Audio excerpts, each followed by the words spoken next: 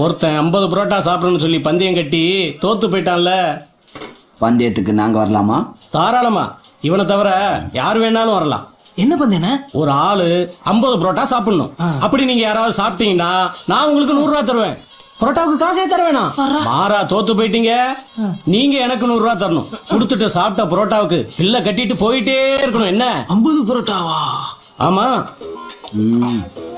பந்தயத்துக்கு நான் ரெடி. அவன் உருவத்தை பார்த்து தப்பு கணக்கு போட்டான். திண்டுக்கல் மாவட்ட எங்கடா புரோட்டா? நீ வர்ற வரைக்கும் வச்சுக்கிட்டு இருப்பாங்களா? போய் புரோட்டா எடுத்துட்டு வாயா. போதும், 50 சாப்பிட்டாச்சு. டேய் 42 தான்டா சாப்பிட்டுருக்கேன். 50 சாப்பிட்டாச்சுண்ணே. டேய் கோட்டை வேணா எண்ணி பாடுறா, 42 தான்டா.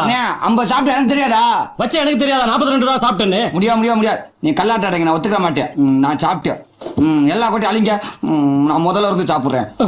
நீ போய் புரோட்டா எடுத்துட்டு வா. டே அப்பு குட்டி, நீ போய் கோட்டை போடுறான். அதுக்கு என்ன